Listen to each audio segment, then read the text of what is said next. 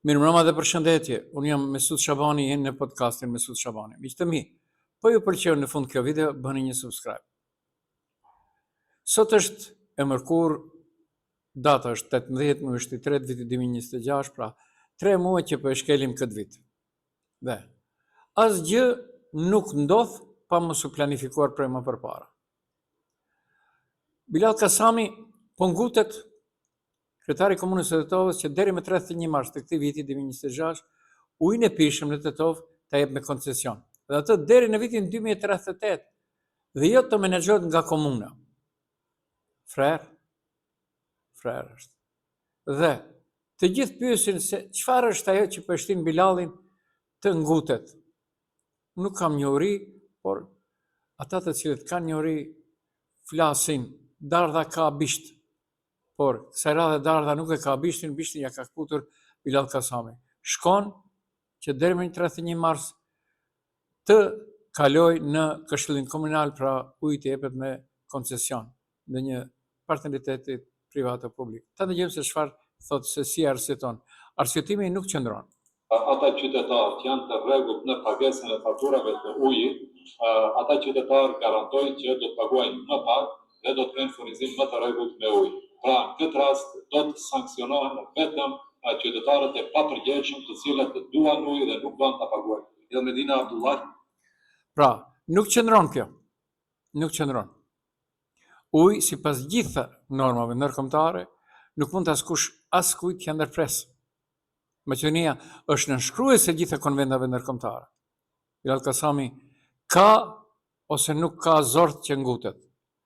Por, pse Bilal Kasami të ngutet deri më 31 mars, uji i pishëm në Tetovë të jepet me koncesion dhe jo të menaxhohet nga komuna? Ai buxhetin e ndërmarrjeve publike ende nuk e ka kaluar në Këshillin Komunal dhe ngutet për arsye të ndryshme. Pra, pritet edhe një mbledhje urgjente nga Bilal Kasami, pasi deri më 31 mars 2026, kur është afati i fundit për kalimin e buxhetit vjetor të ndërmarrjeve publike, të mbahet në Këshillin Komunal. Për shkollat fillore të mesme i kaloi dhe për buxhetin vjetor të komunës i ka kaluar, tash i mbetet vetëm kjo. Ne thash edhe më përpara, Dardha nuk ka bishtin e ka pre vet Bilal Kasami.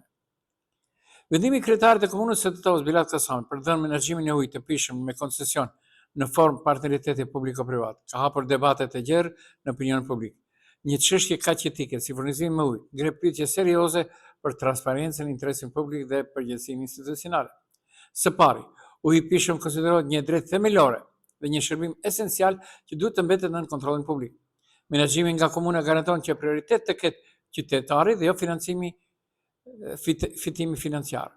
Por kur ky shërbim i jepet një kompanie private, ekziston rreziku që interesi ekonomik të vendoset mbi cilësinë dhe përballueshmërinë e shërbimit. Çuditi, përvoja nga qytetet dhe shtete të ndryshme, ne do ndalim në Maqedoni. Asnjë nuk e ka deri tash me atë që thotë ky digjital. Ka treguar se partneriteti publiko-privat në sektorin e ujit shpesh shoqërohet me rritje të çmimeve dhe ulje të transparencës. Qytetarët kanë më pak mundësi kontrolli dhe llogaridhënie ndaj një operatori privat se sa ndaj institucioneve të zgjedhura. Një tjetër shqetësim është mungesa e një debati të gjerë publik dhe konsultimeve me qytetarët për një vendim kaq të rëndësishëm. Vendimet e tilla duhet të merren me përfshirje të ekspertëve, shoqërisë civile dhe vetë banorëve të Tetovës, jo administratës së Bilal Kasamit dhe njerëzve të cilët ai i zgjedh. Në vend që të privatizohet menaxhimi i ujit, komuna duhet të fokusohet në përmirësimin e kapaciteteve të saj, investimet në infrastrukturë dhe rritjen e efikasitetit të ndërmarrjeve publike. Dhe kuptohet, në rrjetin nëntokësor, kjo do të siguronte një shërbim më të qëndrueshëm, transparent dhe në interes të drejtë të qytetarëve.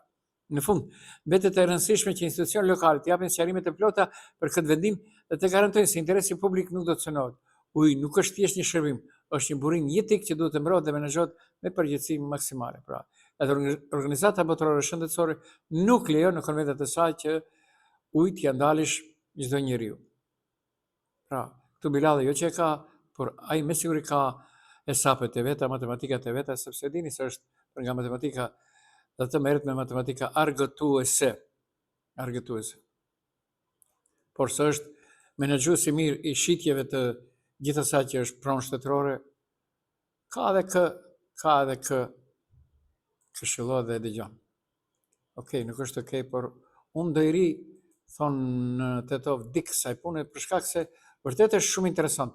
pse i ngutet deri më 31 mars ta kaloj, pra edhe një mbledhje ka me siguri Këshilli Komunal në Tetov.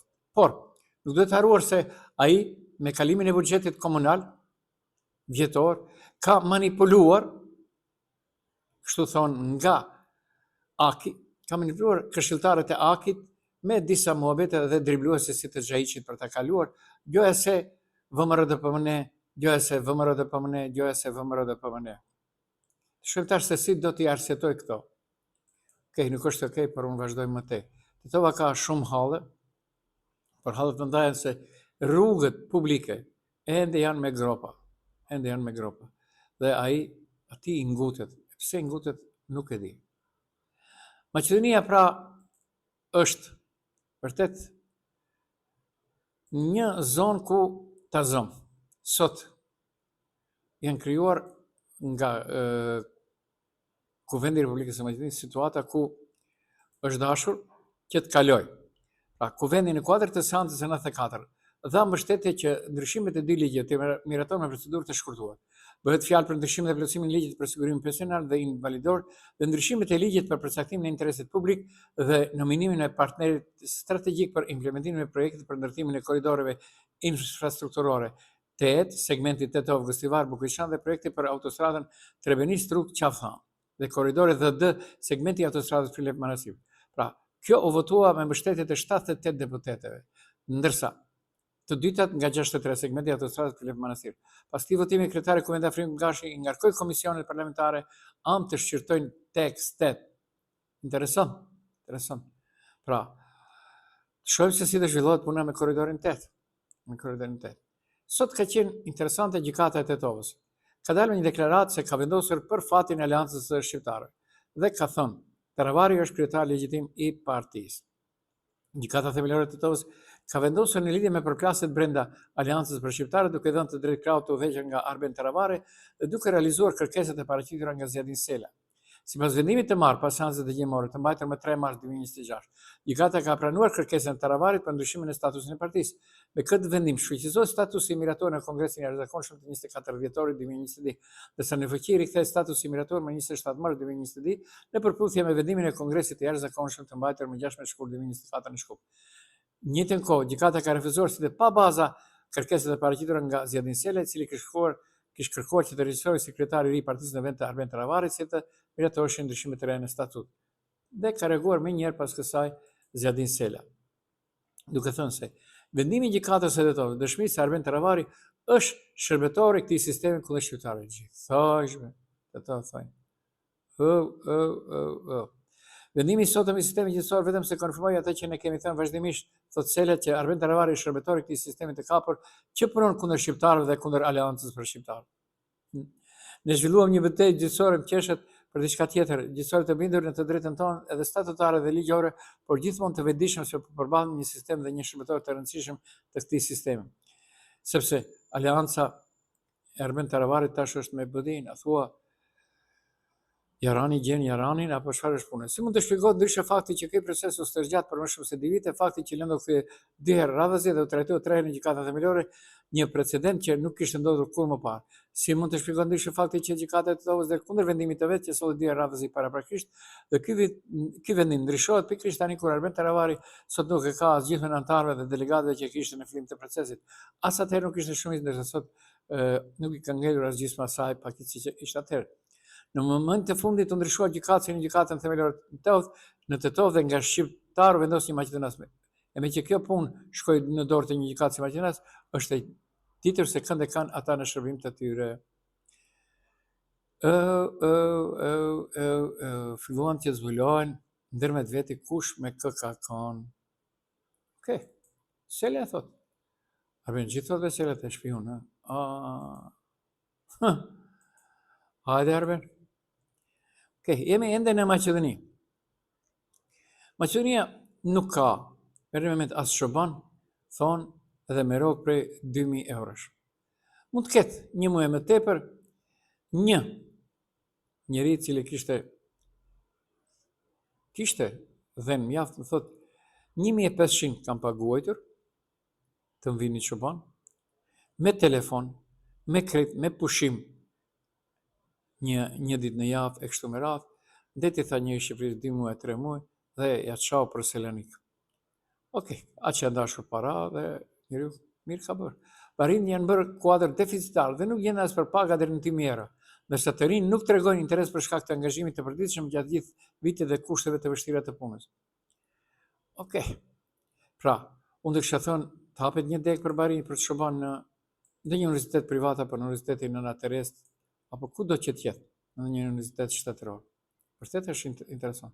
Por kam një tut se mund të paraqiten shumica e deputetëve, ish drejtorëve, ish zëvendës ministra, ministrave dhe ish këshilltarëve. Punë interesante. Punë interesante kjo e mungesë e Barinjit. Po ashtu, kush tjetër do argëtoj popullin përveç gjykatës kushtetuese? Pendarovski tha, gjykata kushtetuese ka dhënë informacione të pasakta në lidhje me rastin në cilin po kontestohet ligji për përdorimin e gjuhëve. Pas deklaratës së ish-presidentit të RMV Steva Pendarovski, gjuha shqipe është zyrtare në Maqedoni dhe nëse konstatohet kjo do të hapë probleme, ka reaguar sot gjykata kushtetuese. Nga gjykata kushtetuese thonë se pas pyetjeve nga disa media në lidhje me deklaratën e bërë nga ish-presidenti Steva Pendarovski, gjykata kushtetuese sqaron se në emisionin Këndi Debatet në TV1 të transmetuar më 13 mars 2026, ish-presidenti i shtetit Steva Pendarovski paraqiti informacione të pasakta në lidhje me një çështje që ishte në shqyrtim para gjykatës kushtetuese. Konkretisht u tha se dikush gjoj një qytetar i zakonshëm i panjohur për publikun, paraqiti një kërkesë në gjykatën kushtetuese duke kundërshtuar ligjin për përdorimin e gjuhës, domethënë se ai nuk është në përputhje me kushtetutën dhe kërkon anulimin e atij ligji. Pra, meqense jetojmë në një vend të vogël, të gjithë besojnë se pas atij qytetarit të zakonshëm duhet të ketë një parti politike.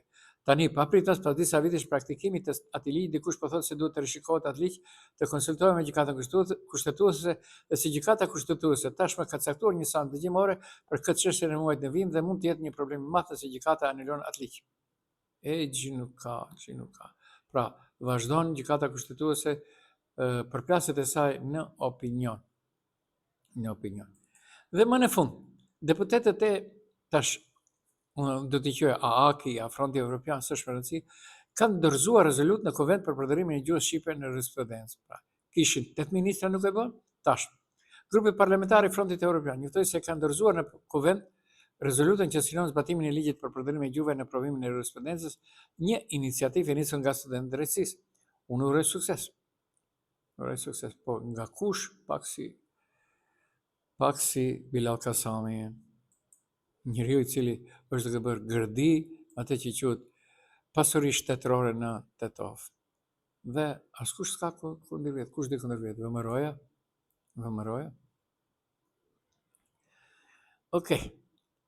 Nuk është okej, por unë këtu personte pa marrë parasysh se buqit paralajmërojnë rritje të çmimeve të produkteve bujqësore në Maqedoni, sepse edhe ata kanë të drejtë se u është rritur bazike, pra derivatet e naftës për traktorët e tyre, pra ajo që quhet nafta e blert e kështu me radhë.